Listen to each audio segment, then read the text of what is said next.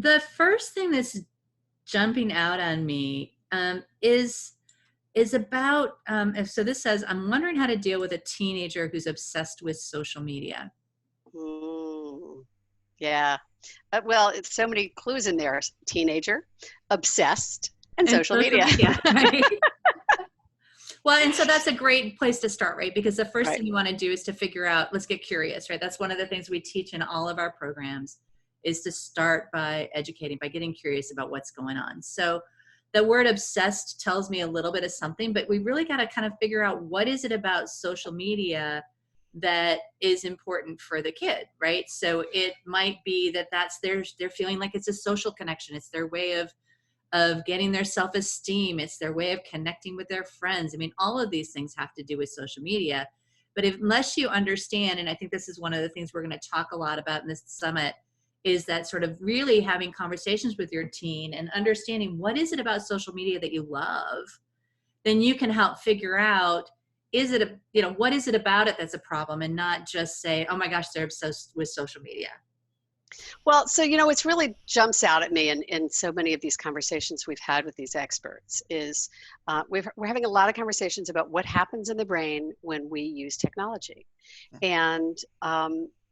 And part of the word obsessed is kind of a key word, because the truth is there is some neurological stuff that's happening in the brain that actually makes sense that they would be obsessed, right? These things are designed to make it really hard to put them down and to put them away. And so just that alone is a big part of the issue. And then when you add to it that the social media has got this whole like feedback reward loop thing that's going, right?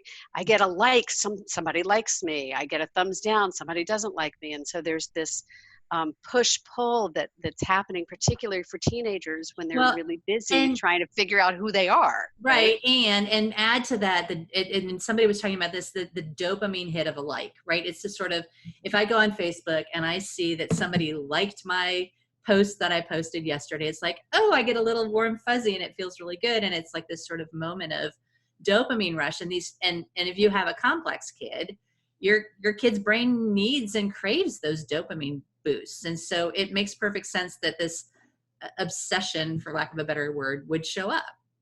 And then the other thing is that we've learned from a lot of these interviews is that our kids' social world is happening online in a way that is we don't really understand, because it's different for them. And when we were kids, we would hang out, or we would go to the mall, or whatever it was we did, hang out at the DQ, whatever.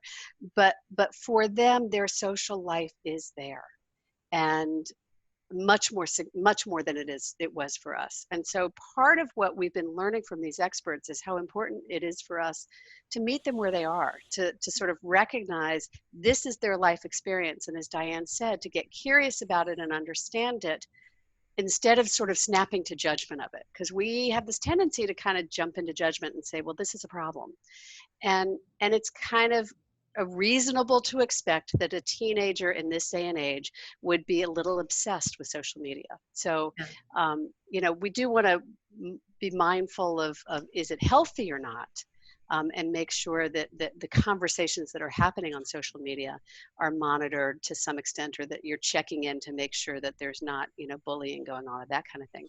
But it's not an unreasonable expectation that it might be a significant attention for them in this day and age, much like going to the mall may have been in a previous generation. Well, and so the question is kind of what to do about it. So number one is kind of have the conversations with your teen and really understand, what is it about it that's appealing.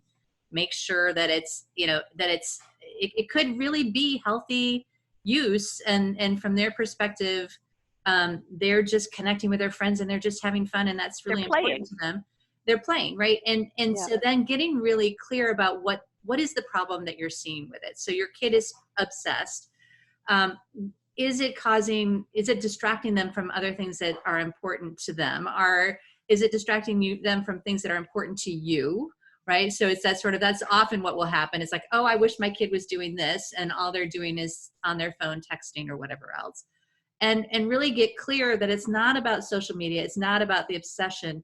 It's about what's the behavior change you want to see.